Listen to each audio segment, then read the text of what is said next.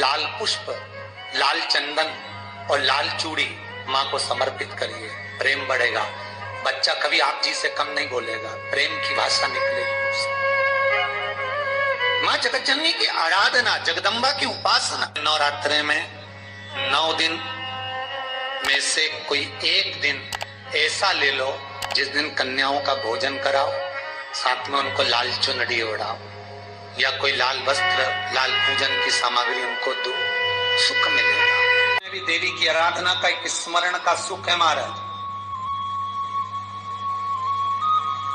ज्योत का विधान है, नवरात्रि में देवी की ज्योत लगती है, अखंड ज्योति लगती है, जवारे बुआए जाते हैं, कलश लगता है। ज्योत का भी विधान है, जिसके यहाँ दिया अखंड जलाया जाता है, अगर वो दिए की लो, दिए की बाती अगर दक्षिण दिशा की होती है तो उसके घर में साल भर में एक घात जरूर होती है।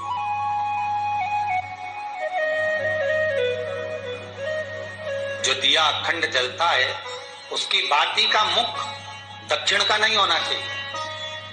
अगर आपने देवी भागवत का स्मरण करा हो, देवी भागवत को अगर सुना हो, तो देवी भागवत में स्पष्ट किया गया कि पूर्व की ओर मुख करा हुआ दिया, अर्थात पूर्व की ओर ज्योत जो जलाई जाती है वो संपदा की वृद्धि करती है। पश्चिम की ओर मुख कर कर जो ज्योत लगाई जाती है महाराज वो वैभव को देती है, और उत्तर की ओर जो मुख कर कर ज्योत जलाई जाती है, उत्तर की ओर जो ज्योत का मुख रहता है वो आयु की वृद्धि करती है, घर में अकाल मौत को रोकती है।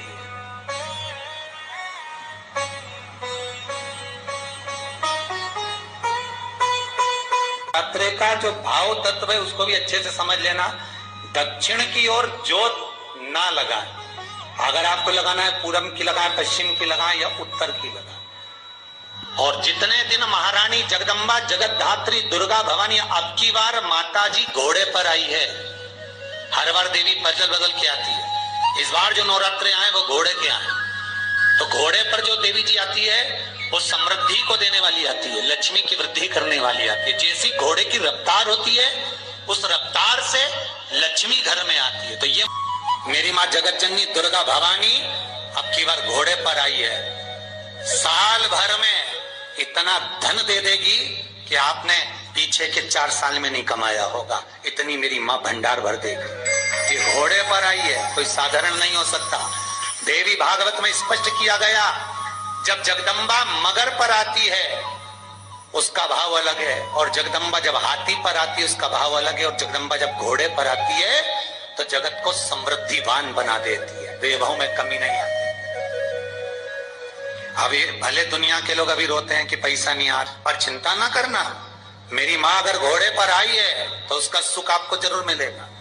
एक जरा सी मिट्टी की दुकान भी अगर आप खोल कर बैठेंगे तो चांदी और सोना के बराबर कमाएंगे, इतना धन देगी वो माँ, साधारण नहीं है मेरी माता। तात्विक सुख का आनंद देने वाली, लाभ तत्व प्रदान करने। और नवरात्रि में भी अगर आपकी कोई कामना है, आपकी अगर इच्छा है, आपका मन है, तो जगत जननी की आराधना करो। पति और पत्नी में अगर क्लेश है तो जगदम्बा के मंदिर में मक्खन चढ़ाओ, प्रेम बढ़ जाएगा। आपको लगता है कि पति कोई अन्य स्त्री से लगा हुआ है या परिवार टूट रहा है, तलाक तक पहुंच गया है, तो माता के मंदिर में आप ध्वजा लगवाइए, उस ध्वजा पर मक्खन लगाकर लगवाइए, आपको लाभ मिलेगा। महाराज यदि आपको लगता है कि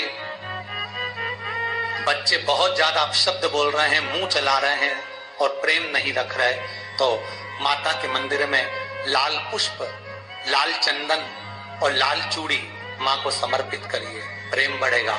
बच्चा कभी आप जी से कम नहीं बोलेगा, प्रेम की भाषा निकलेगी उससे। माँ जगत जननी की आराधना, जगदम्बा की उपासना। नवरात्रे में 9 दिन में से कोई एक दिन ऐसा ले लो जिस दिन कन्याओं का भोजन कराओ, साथ में उनको लाल चुनरी ओढ़ाओ या कोई लाल वस्त्र, लाल पूजन की सामग्री उनको दो, सुख मिलेगा, आनंद है। सती कथा में कही थी कि नवरात्रे एकम से प्रारंभ नहीं होते, अरे अमावस्या की रात्रि से प्रारंभ हो जाते, इसलिए उसको कहते हैं नवरात्रे। क्योंकि नवमी के दिन माता जी का विसर्जन हो जाता है, जवारों का विसर्जन हो जाता है, व्रत करने वाले कन्या पूजन भोजन भंडारा कराकर विराम दे देते हैं। तो नवमी की रात्रि उसमें नहीं जुड़ा पाती, उसमें रात्रि अगर जुड़ती है तो ये अमावस्या की रात्रि से जुड़ना प्रारंभ होता है, तब जाकर वो नवरात्रि पूर्ण हो पाती है। पितृलोक में पितृ जैसे निवास होकर भी इंतजार करते हैं। 4 नवरात्रे हैं तो 4 ही श्राद्ध हैं। आज मौनी अमावस्या है, श्राद्ध का विराम हो जाता है और कथा अर्थात नवरात्रे प्रारंभ हो जाते हैं दूसरे दिन। तो यहाँ शास्त्र कह रहा है जैसे हमें प्रतीक्षा रहती है कोई अच्छे कार्य की, कि घर में कोई शुभ कार्य हो, घर में कोई अच्छा आयोजन हो तो अपने को आनंद होगा, प्रसन्नता होगी। उसी तरह हमारे जो पूर्वज चले गए, जो पूर्वज चाहे वो अधोगति में गए हों, चाहे वो देवगति में गए हों, चाहे वो पितृलोक में निवास कर रहे हों, तो जितने भी पितृलोक में निवास करने वाले पूर्वज होते हैं वो भी ये विचार करते हैं कि हमारे घर के वंश द्वारा, हमारे वंशजों द्वारा कोई ऐसा सत्कर्म हो जिससे हमारे जीवन की वितृप्ति हो और हमें आनंद की अनुभूति हो। और ध्यान दीजिएगा महाराज, आपको चैत्री नवरात्रि का स्मरण होगा, आपको शरदी नवरात्रि का स्मरण होगा, पर जो आषाढ़ में और माघ में जो नवरात्रे पढ़ते हैं इसका एक आनंद ही दूसरा रहता है। बस इतना जरूर होता है कि दुनिया के लोग वो जो 2 नवरात्रे होते हैं उसमें कलश की स्थापना भी करते हैं, देवी का पूजन भी करते हैं, अर्चना भी करते हैं, मंदिरों में भीड़ भी रहती है और खूब प्रेम से माता का जगराता वगैरह सब होता है। पर ये जो नवरात्रे हैं 2 गुप्त नवरात्रे, इनका लोगों को स्मरण नहीं था।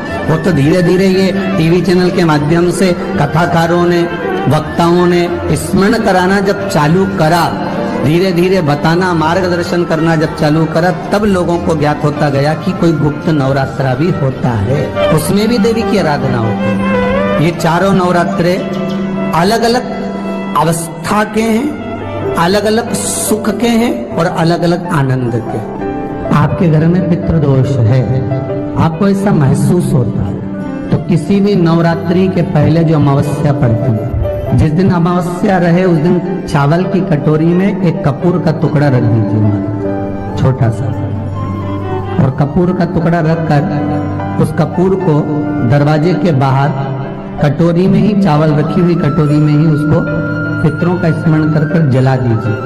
और जलाने के बाद उस चावल को कहीं भी किसी भी वृक्ष की छांव में पक्षियों के लिए डाल दीजिए। शिव महापुराण की कथा कहती है, अगर मान लो पितृ आपको कष्ट दे रहे हैं, पितृ आपको तकलीफ दे रहे हैं, कोई काम नहीं होने दे रहे हैं, या कहीं आपको ऐसा लगता है कि पितरों का दोष है, तो वो पितृ दोष देवी, अब ये जो आप करेंगे ये कब कर रहे हैं? अमावस्या के दिन आप उसको रख रहे हैं, अमावस्या के दिन उसको रखकर रात भर अपने